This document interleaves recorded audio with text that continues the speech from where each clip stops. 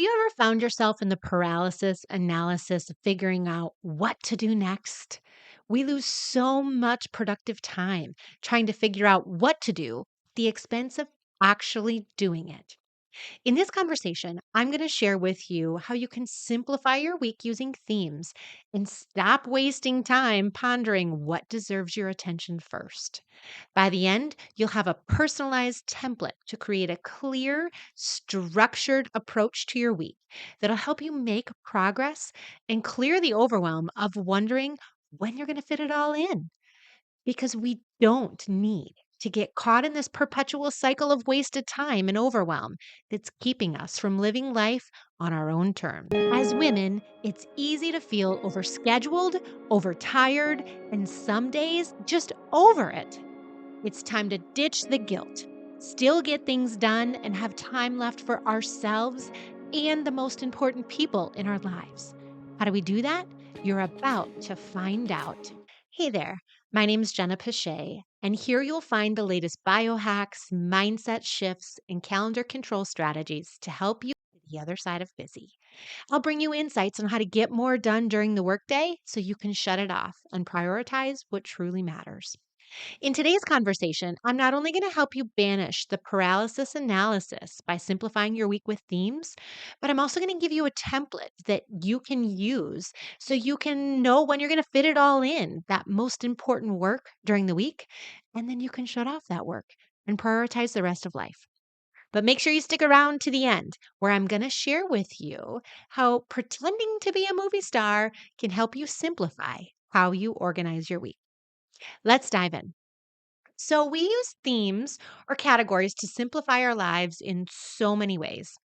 We use theme parties to tell us what to wear for a night out, like an 80s birthday party, or maybe theme days at school for the kids when they wear spirit wear or pajamas, right? We even can do themed dinners or nights where it's going to be tapas night or Taco Tuesday, right? It's a shortcut to help us understand what we're going to eat or what we need to bring. We can apply this same concept of theming to our weeks and how we organize our time. So, the goal of creating a theme or category of work for a day helps you know where to put your focus rather than wasting all that time figuring out what you're going to do when you actually sit down on your in your chair on a Monday or a Wednesday. You know what you're going to do, right? You save that time figuring it out so you can actually get right down to doing the work. What's even better about theming your days is the intentional creation of containers of time. So you know you're scheduling your highest leverage work. That's the work that's going to move you towards your goals and help you make progress. That's the work that's going to help you feel accomplished. And sometimes that's the work that we sacrifice if we don't actually intentionally plan our weeks and we let them just control us. So, another bonus of theming your days is that when you do similar kinds of work together that require the same kind of brain power and mental energy, you find yourself getting in a groove and you can get more work done in less time because you're putting those kinds of work together. Think about it like when you are. If you do any canning or pickling at home, my grandma would have said, I'm not going to stop making raspberry jelly to start making pickles, right? The idea behind it is that I need a whole different set of tools and skills. And so, why would I waste so much time switching from one thing to another when I could just theme and do one thing? So, not only are we saving the time of figuring out what to do, we are saving the time of switching between lots of different tasks that take different mental loads and capacity. So, what could theming your week look like? Well, sometimes it helps when I give clients examples. So, let's say you're an entrepreneur, you run your own business. You might think about the kinds of work that you do in different containers or themes based on the creative energy that it takes. Let's say you market your organization and so you need to write blog posts and social media and marketing emails or maybe copy for a new website page, right? That requires your creative brain and you likely don't want to do that work right after going and looking at your profit and loss statement.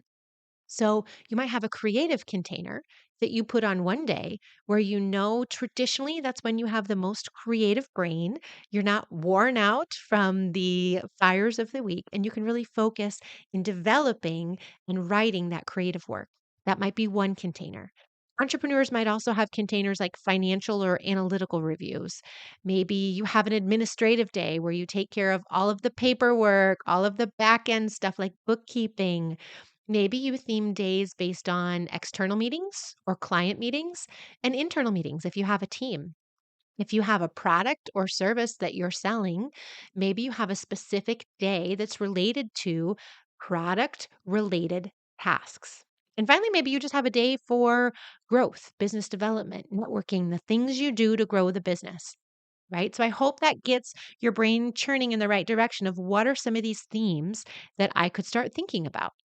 Now, let's say you're a team leader. Let's say you do some work that you're responsible for, but you're also in charge of helping grow and manage a team. With that, some of your themes might look like internal meeting days or team meeting days, the days where you really focus in on serving and growing the team. Maybe you have specific training and development days, either for the team themselves or for you to learn and grow professionally so you can show up better for your team and your organization. You might also have strategic direction days or high level project planning days. You probably still take some client or external meetings. So you might want to think about that as a container of time. And you likely also have some kind of financial or analytical review as well.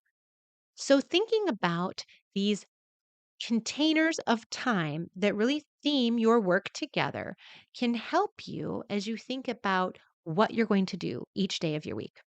So, how can you make themes work for you? Well, I'm going to give you a list of questions that you can stop and start this video at any time, but really brainstorm through these because this really helps you create your own personal roadmap to creating a structured plan for the work you're going to do during the week. So, the first question to ask: what are the tasks that I complete every week? Right? Sometimes we don't take a step back and realize all of the things that we do every week.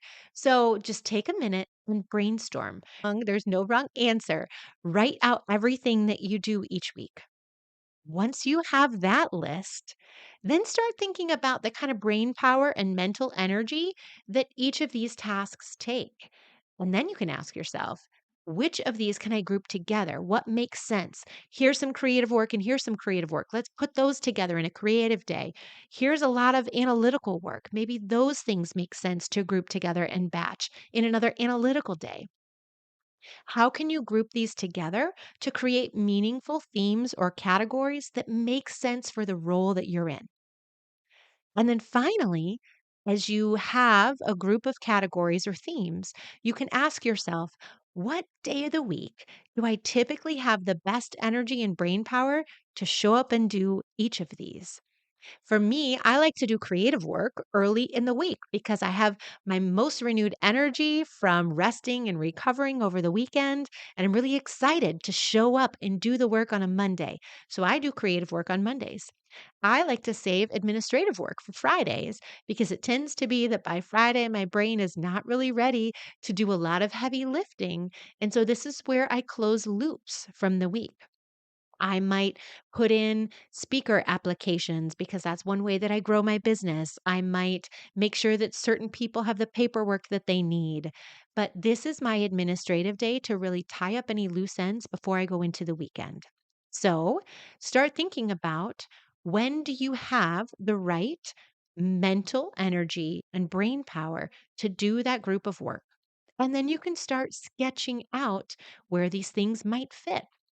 You can assign your creative work to a Monday or your external meetings to a Thursday and play with this. This is not meant to be a map that is set in stone, but really a guidepost to understand where you can get certain kinds of work done to save yourself that time.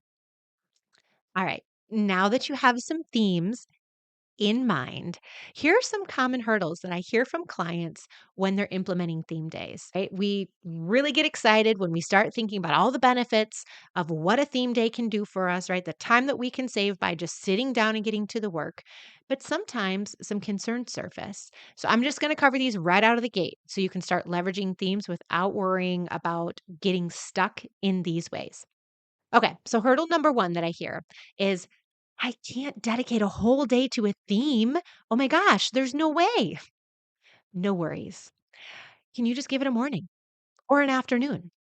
For example, there's a team leader I work with who is a director of project managers for a construction company. She dedicates her Wednesday mornings to team member one on ones.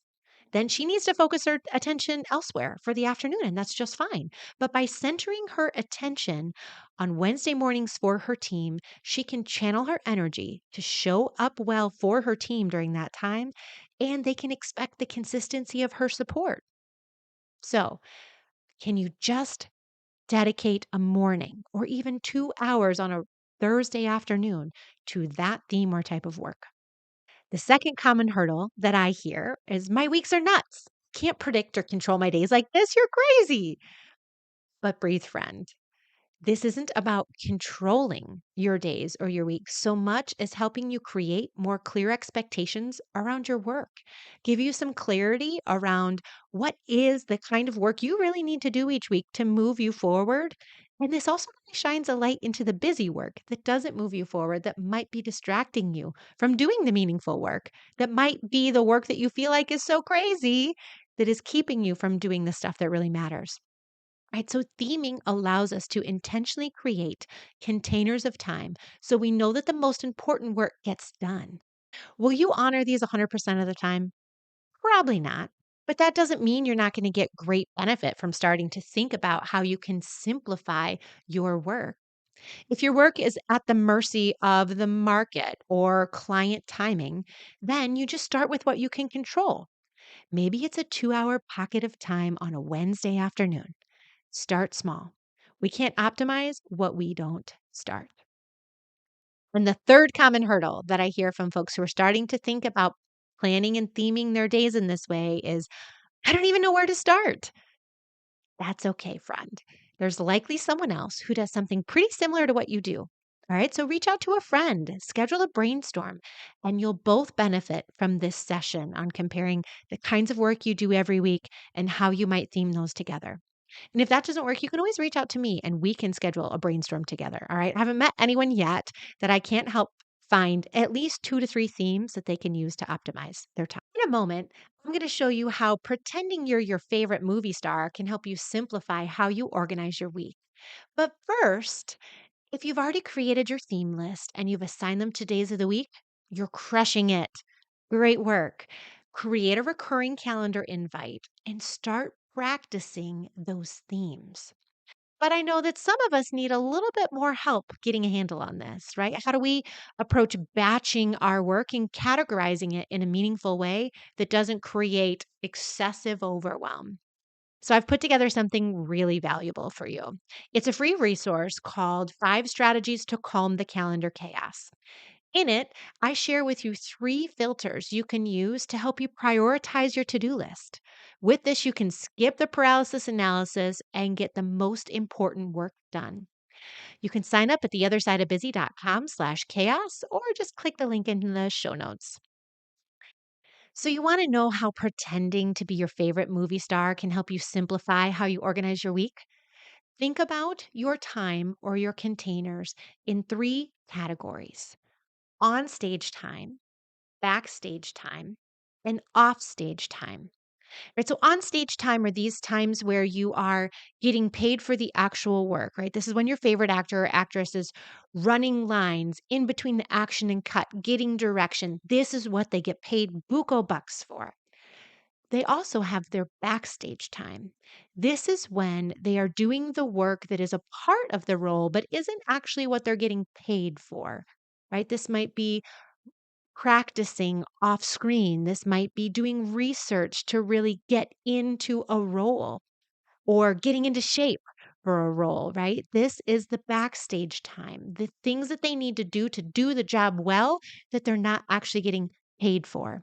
And then finally, they have their offstage time. This is the time they spend away from the job so they can rest, rejuvenate, recover, and show up to the job as their best selves, right? I like to think of my favorite actress on a catamaran sailing in the Mediterranean. That is her offstage time. So, how does this apply to you? Well, your on stage time are those things that you do that you are truly getting paid for. If you're an entrepreneur, it's the time you're meeting in front of clients, it's your business development time, it's what really grows the business. If you are a team leader or an individual contributor, your on stage time is the actual job description of what you got hired to do. Your backstage time is the stuff that you do that you don't get paid for, but really helps you do the work. These might be things like professional development, reading up on industry news and articles. As a business owner, it might be doing your marketing, doing your bookkeeping, right? Important things to grow the business or to lead a team, but you don't get paid for those. And then finally, your offstage time is the same. It's how do you rest, recuperate, rejuvenate yourself so that when you come back to work, you can show up as the best version of you, deserving of getting paid those buku bucks. With that, if you found something helpful today, will you send me a DM on Instagram? I'd love to hear from you, and I check all of them. I'm at jenna.pichet, or you can just click the link in the show notes. Until next time, may the work that you do create meaning and the life that you deserve. I'm rooting for you.